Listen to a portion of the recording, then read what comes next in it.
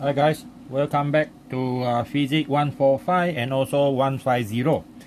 The last chapter for this 145 is chapter 11. So the chapter 11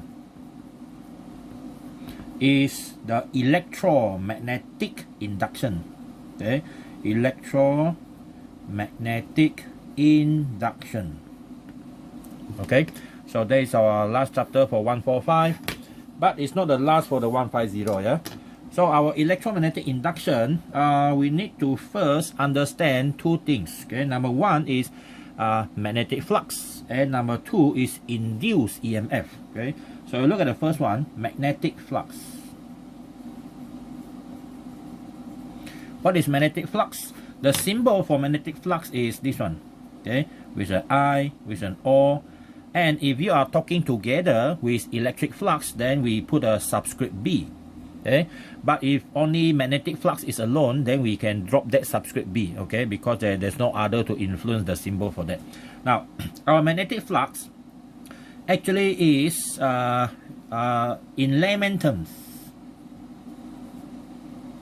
okay? In layman terms, or simply, okay, in ordinary words, okay, in layman terms, okay, it simply means that the number of magnetic field lines, okay, magnetic field lines, okay, in a unit cross section. Okay, in a unit cross section, that is a magnetic flux. Roughly that's it. Okay, but we need to look at formula in more detail. So now let's assume you have a cross sectional an area, okay, a coil or a loop, okay, and then we have the size. We have a surface area of A. Now we put this surface area in a magnetic field. Okay, we put it in a magnetic field like this. Alright. So I have magnetic field. This one here and here. Okay. So in between also we have again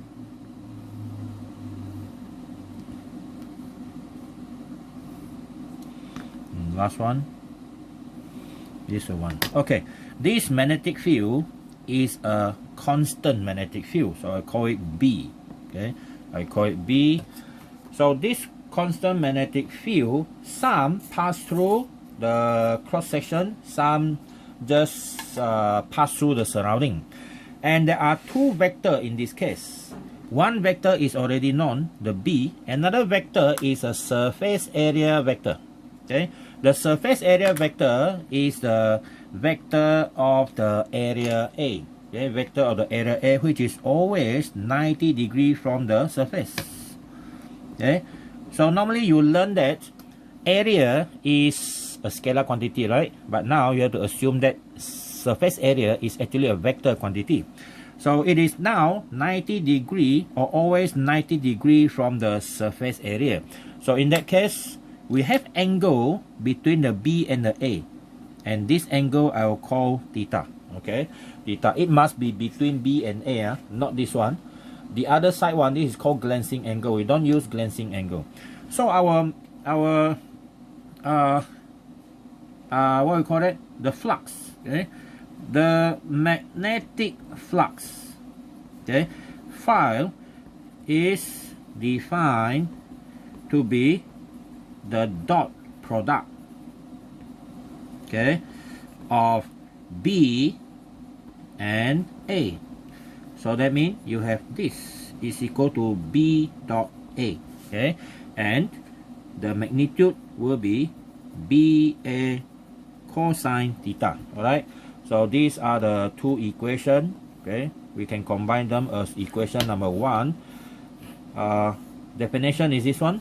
So when you calculate magnetic flux, you're actually using this equation, BA cosine theta. And remember, the theta is between the vector B and the vector A. Alright, B is a magnetic field strength, and A is a cross-sectional area, the size of this rectangle, okay, the size of that rectangle. So that is our magnetic flux. And what's the unit for magnetic flux?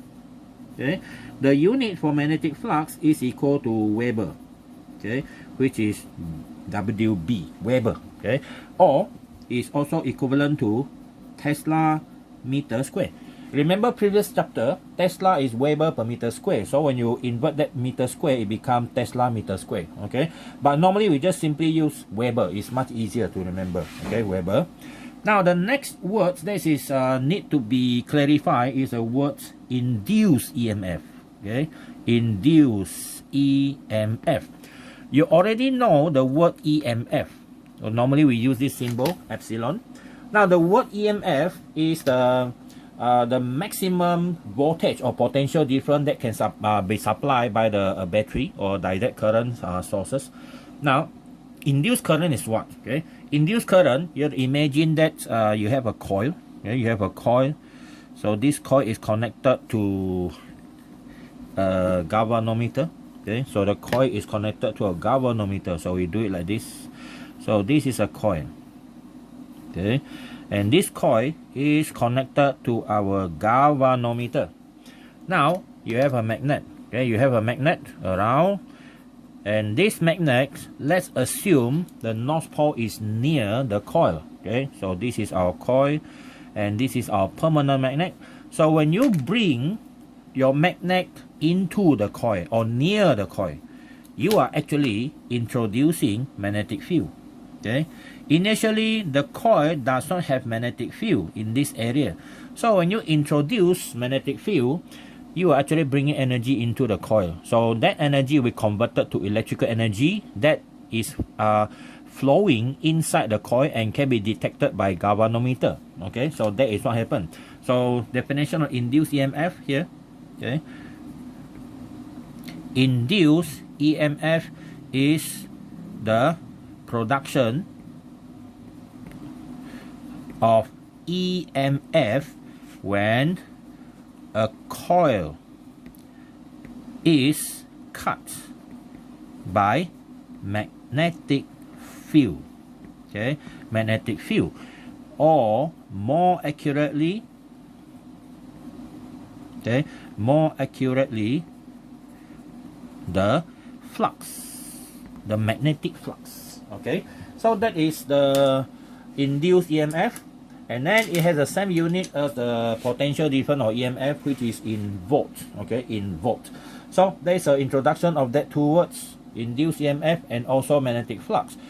This one we don't have the unit, the formula yet, but this one already have here. So now the next thing is we're going to apply these two concepts here in the next one, which is the Faraday's law. Okay, or Faraday's law. So this effect was actually discovered earlier other than Faraday's, but Faraday is the one that actually compile everything or formulate everything here. So Faraday's law states that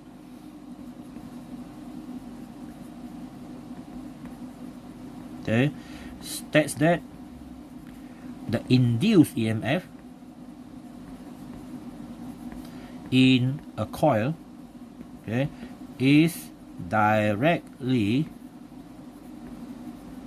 proportional to the rate of change of magnetic flux. Okay, the rate of change of magnetic flux. Okay, so generally, okay, our F is directly proportional to a negative. Okay, we need to put a negative because later on there is a introduction to another law why we need a negative here. So it's negative d phi dt. Okay, this one is for single turn. Generally, for n turns of coil, okay, our F will be equal to negative n d phi dt. So that is our formula for Faraday's law. Okay, for Faraday's law. Now, oh sorry, not force. Why I use force? Induced EMF, E. Okay, epsilon here. This is the one. Mistake. Why I always do them make mistake? Okay, so induced EMF is given by this. So now this is number of turns, this is a flux, and this is a time. So the rate of change of flux. All right, now we can actually from here, get another 3 equation, okay, but we leave that one first. Now we're going to talk about the negative sign. Okay, so the negative signs come from Lenz's law. Okay, Lenz's law. So what is Lenz's law about? Lenz's law states that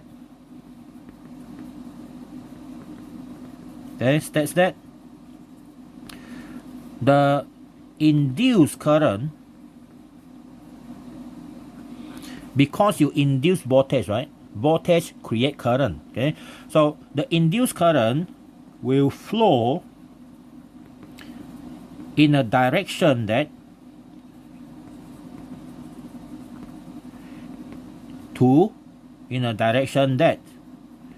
to oppose, okay, to oppose the effort that created it. Okay, who created the current, the induced current? That current is used to go against that one. Okay, so it's something that is why you have a negative sign in our equation. So to understand this one, we need to use a simple what we call that, this phenomena that was observed by actually Lenz, okay, and actually also by this guy called what, Michael Faraday. Okay, same guy lah, Faraday. Okay, Faraday. So we have this. We assume that this is our coil, our solenoid. Okay, our solenoid here. So we need a few only just to show the effect. This is our galvanometer, and then another one, the same actually solenoid. 2, 3, 4, 5. So now we have this galvanometer here. Now the purpose is we want to show that if we push in a magnet, what will happen? Assume we push in North Pole. And what will happen if we pull it away? Okay, there is a difference between pulling them, okay, and pushing them into it. Okay, now what happens when you push in North Pole? You are actually introducing magnetic field into the solenoid. Okay, this one also the same, except now you are pulling the magnetic field away. So this is the direction of the magnetic field, same like this side. Okay, we can draw another one later on. Now, when you introduce magnetic field, the solenoid initially don't have magnetic field or magnetic flux. So when you try to introduce magnetic flux into the solenoid will try to resist. Okay, it try to resist the incoming. So how to resist the incoming magnetic flux? By creating an opposite magnetic flux like that. You have to cancel that magnetic flux, so you have to create a magnetic flux in this direction, opposite direction, compared to the introduced one. So this blue one is a introduced, okay, the blue one here, the blue one is the introduced magnetic field.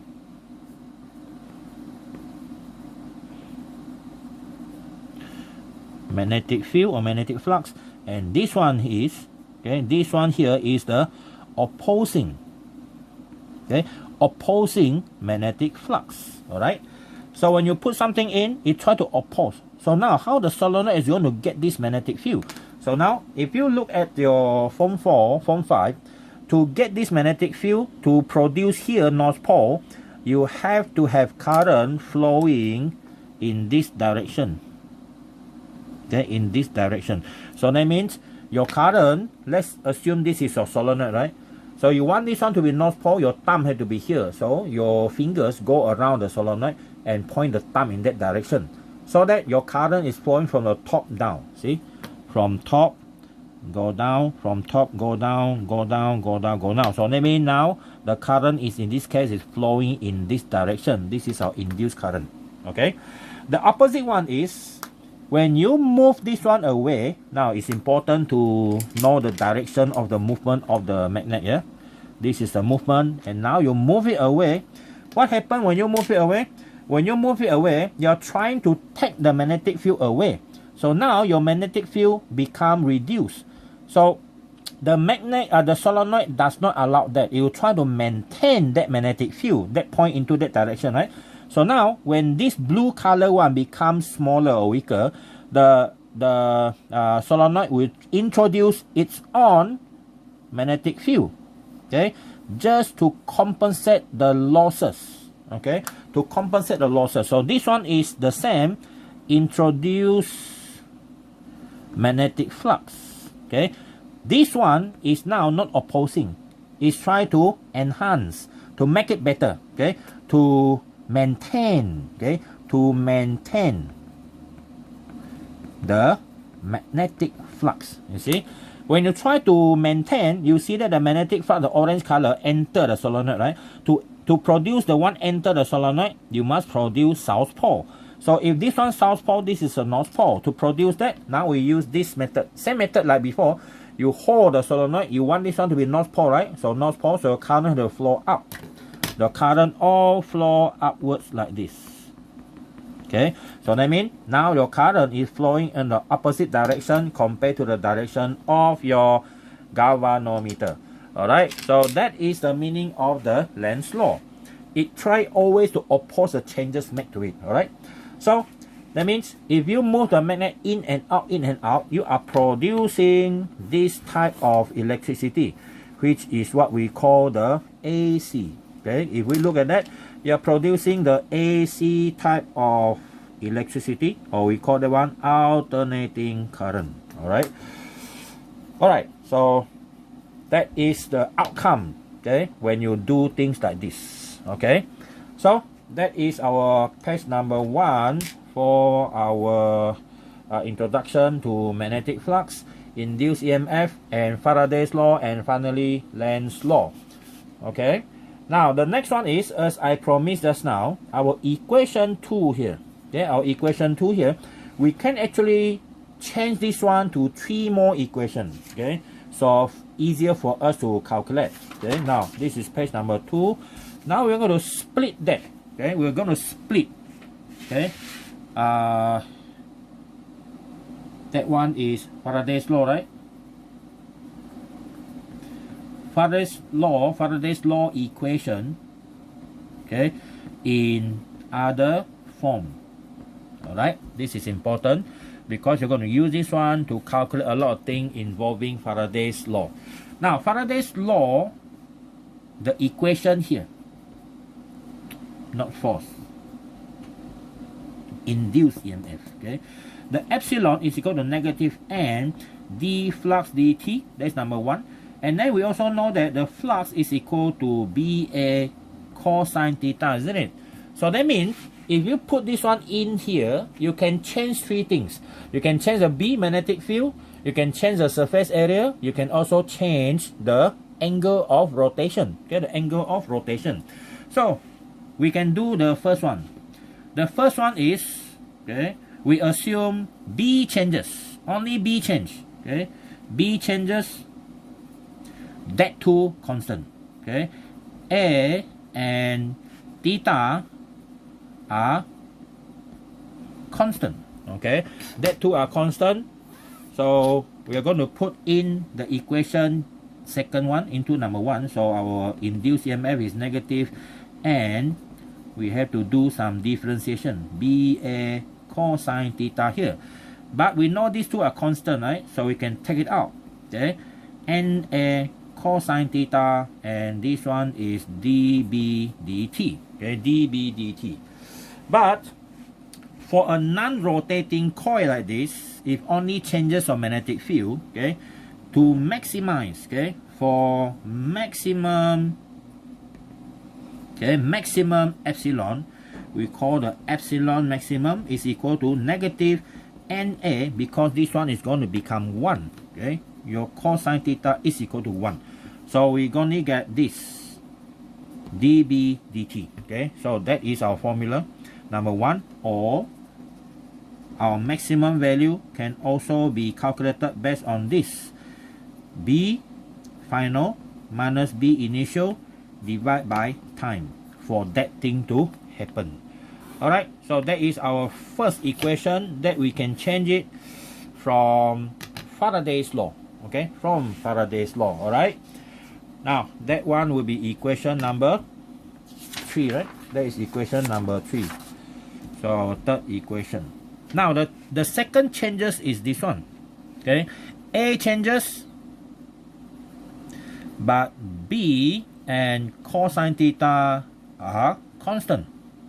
Okay, that one is a constant. Okay, B and cosine theta are constant. So that's our first one changes. Is the second changes. So we're going to get the same, quite the same result here. Okay, so we put in the BA cosine theta, but we know that our B cosine theta are constant, right? So we have MB cosine theta, and you only need to differentiate A. But again, for maximum induced one, your cosine theta again is equal to 1. So that means our induced EMF is going to become NB dA dt. Or if we don't want in differential form, we have this NB, this one, A final minus A initial divided by time for that effect to happen. Alright, so that is our second changes of equation. Okay, so this one will be equation number 4. Okay, now the last one is the cosine theta. That one is the one change. So we assume that theta changes. Okay, theta changes, A and B constants. Okay, this one changes, that one constant. But theta, we cannot straight away use theta. Okay, because we need to understand one more thing.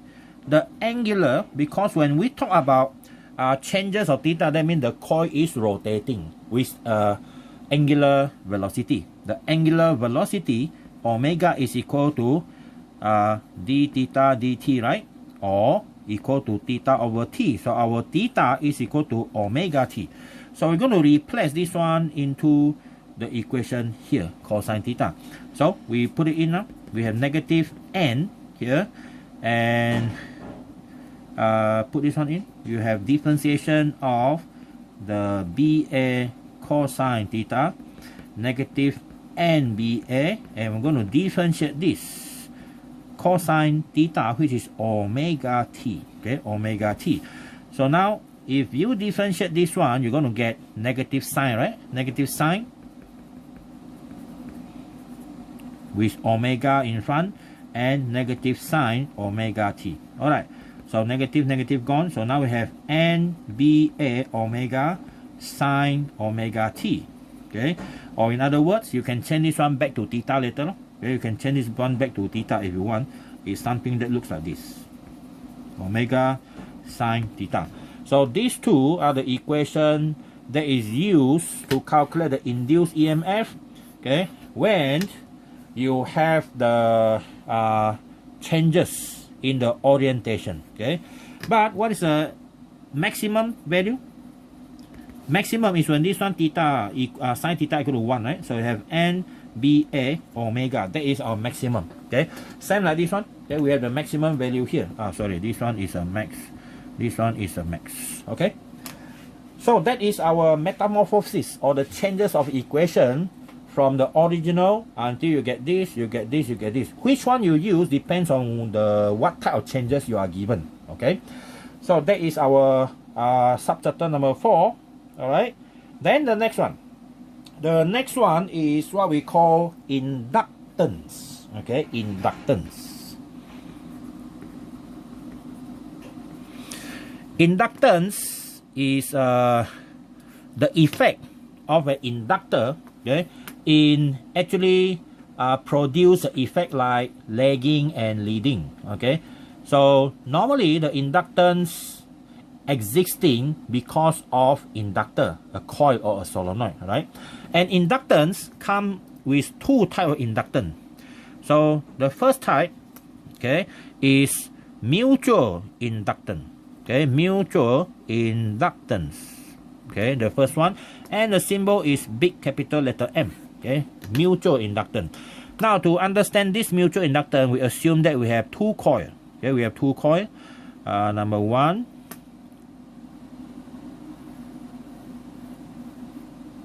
Okay, we have two coils. 1, 2, and then another coil here. 2. Okay, so this is coil 1. This is coil 2.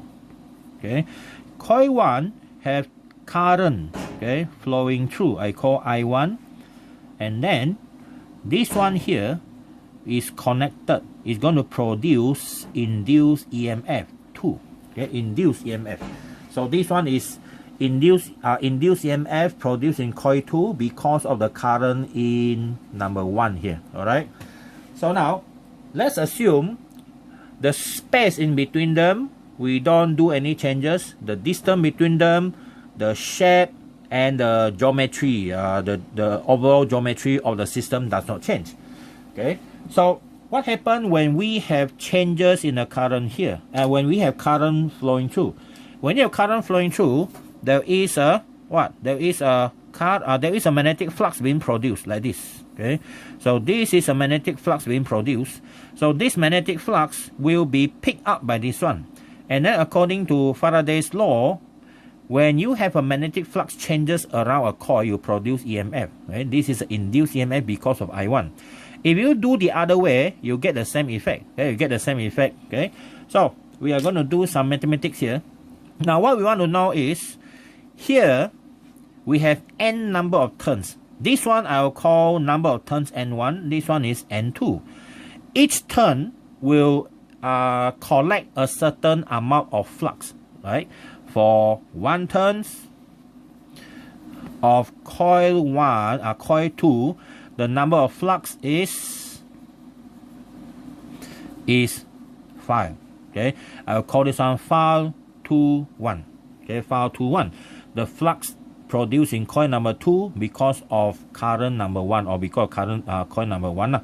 Then n turns, okay, n 2 turns of coil 2, the total flux, or normally you call the flux linkage, okay, is equal to n2 multiplied by phi 2 1. Alright, that's the one. Okay, that's the one.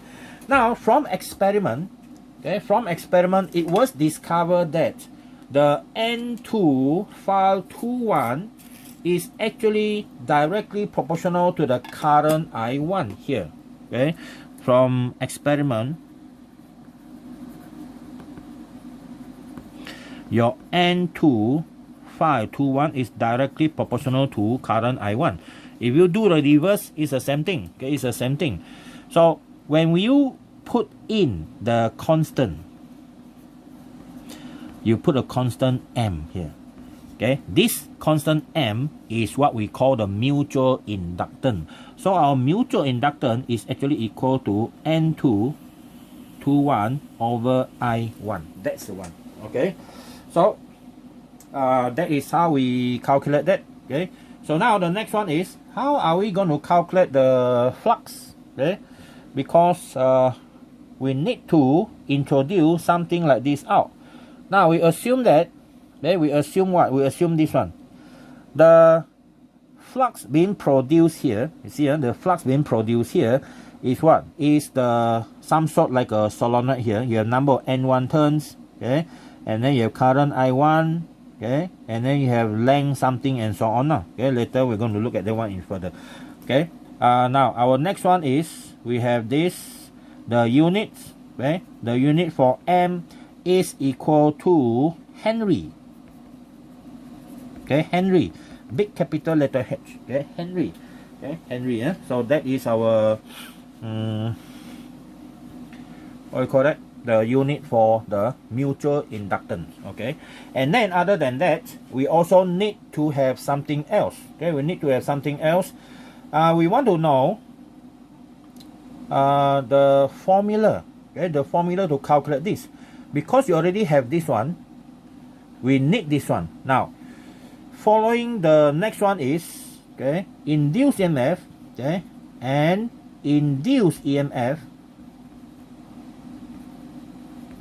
the epsilon 2 is equal to what? According to formula, negative N2 d phi 21 dt, right? Correct now. So now we have this equation, okay, to help us to solve the problem for this one. So this is our equation number 6, and we use this one from here. See, this is the one, but you need to put in the correct one. The time is correct for both sides. So we have this one. Okay, so we go to page 3 now. So we know that if we compare these two, what happened is we compare number 6 and this one. How can we put this one in here? Okay, how can we put this one in here? By putting in N2, I believe. We can put N2 in, right? So now, from number 6, you have N2 is equal to M, okay, is equal to M I1 over flux, right? 21, okay, flux 21. So we can put that one in and see what happened next, okay, and see what happened next. So I put in, we have epsilon 2 equal to negative N2, which is equal to this one, okay, is equal to M I1 over flux 21, okay, and then d phi dt, okay, d phi dt, right? Alright, so we have, where's my current? I need my current actually. Oh, my current is here. Okay, current is here, no problem. So the flux is still here. Now, what am I going to do with the flux here? We cannot cancel the flux. Cannot remember what's the next thing already, yeah? Sorry, not this one. We differentiate that thing, I've forgotten. Okay, we differentiate that.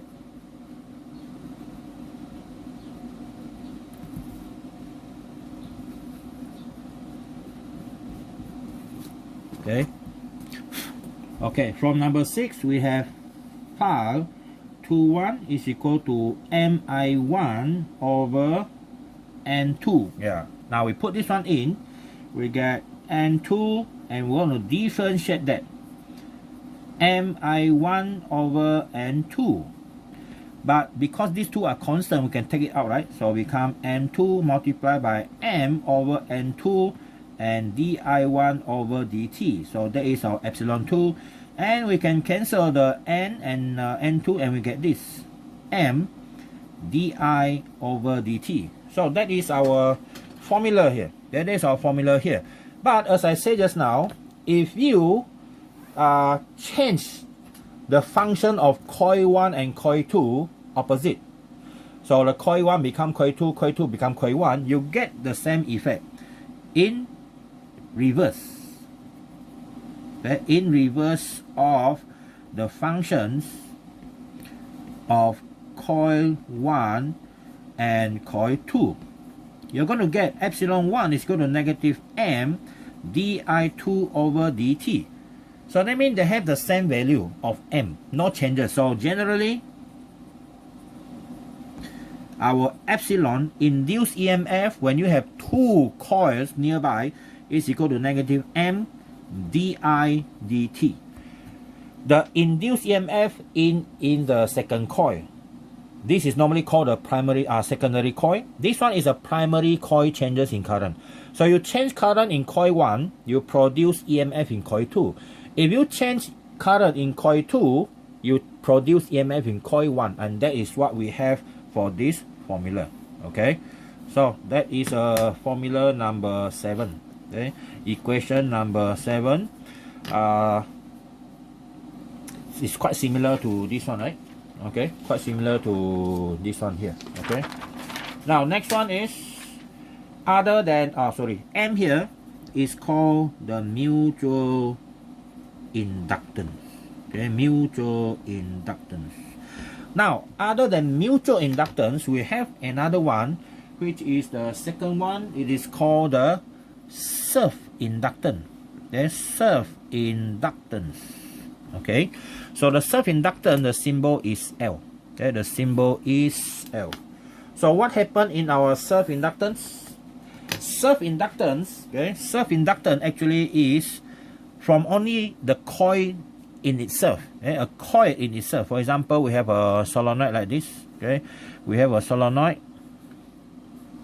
Now this is our solenoid here. Okay, and this solenoid, we produce current I. There is a changes in the current. Okay, there's a changes. So when what happened is, when your current started to increase, okay, this is what happened here. When you increase your current, your magnetic field, okay, started also to become stronger, and finally it might pass through the coil itself. That means the magnetic field is actually expanding. It's expanding outwards. So the B increase, okay, and also expanding. Okay, expanding. Now, when it is expanding, the magnetic field will be cut through by the conductor. And according to Faraday's law, you are producing an EMF. And that one is a self-induced EMF. And that EMF, okay, will produce a current that flow in the opposite direction. And that one we call the I back. Okay, back current. There is a back current because of the production. For example, if you connect this one to a power supply, you know this is plus minus, right? And this one have a EMF of E. Now what happens is, when you connect like that, you are going to produce a back EMF. Seems like this solenoid here or inductor is behaving like a battery in the opposite direction, like this, with an induced EMF of epsilon B, back EMF. And normally, this back EMF is small compared to the E.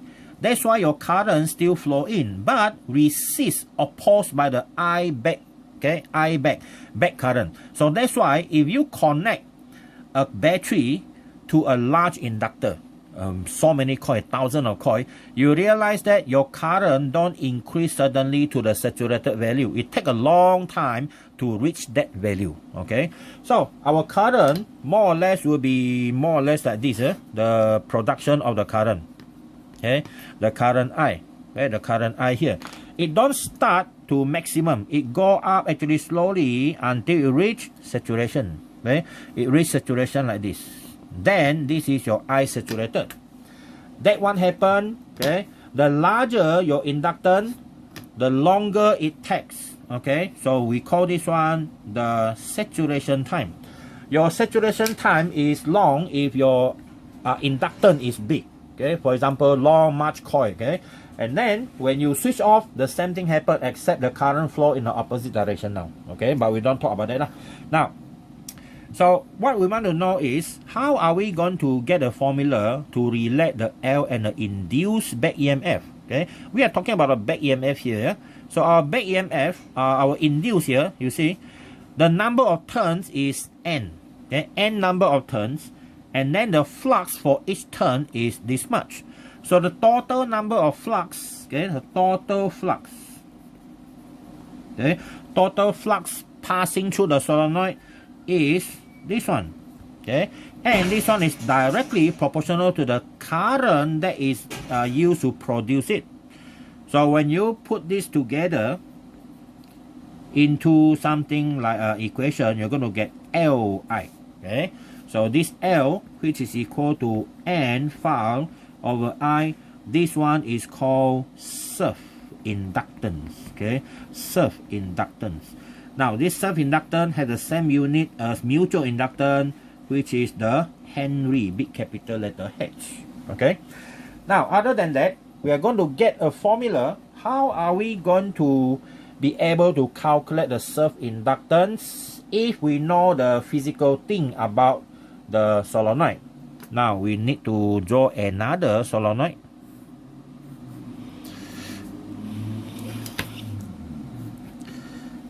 One. So we have N number of that All right.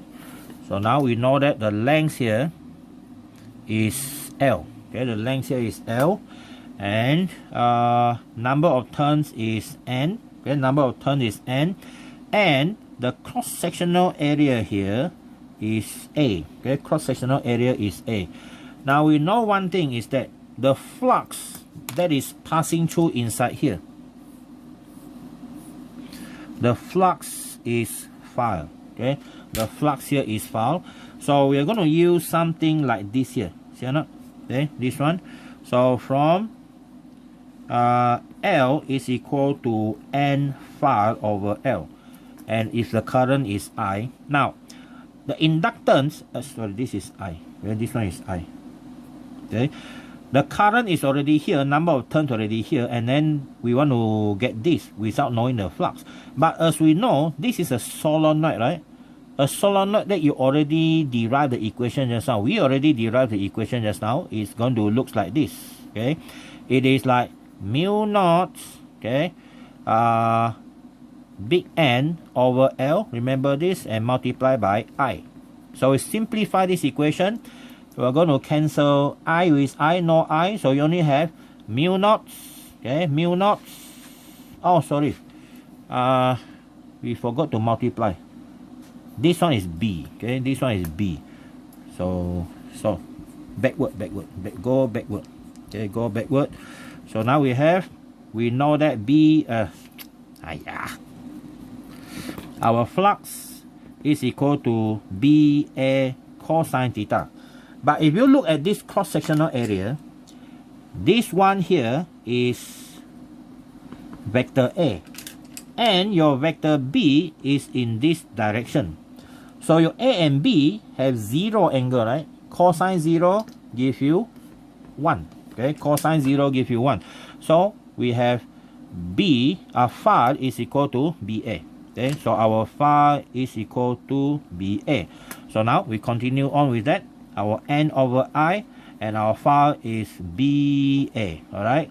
Now our B, we already know the formula just now, which is mu naught N over L multiplied by I, and then multiplied by A in this case. So we have mu naught N square, okay, multiplied by A, I cancel, divide by L. This is our equation. Okay, this is our equation. Calculate, okay, to calculate the what we call that, to calculate the self-inductance. Okay, so we have two equations already for the self-inductance. Okay, one is based on the flux, another one is based on this formula, and this one is equation number 8, and this one is our equation number 9. All right. Okay, next one is we want to find the back EMF. Okay, our back EMF is because of the induced current. Okay, so we already know this one. So our induced current, our self-induced current, okay, our self-induced current, which is this one, we call the back EMF, is equal to negative N d flux dt. But we know that our flux here is equal to this, which is this one, Li over N. So we can take these two out, we cancel the N, so finally we get negative L di dt. If you look at this formula actually is the same as the mutual inductance formula, except mutual you need two coils, self-inductance is one single coil. So we call this one equation number 10. Okay, this is actually back EMF. Okay, the back EMF, the one that actually opposes the battery's power. All right. So this is our page 2. Page 3. All right. So self-inductance done, mutual inductance done. Okay, last one.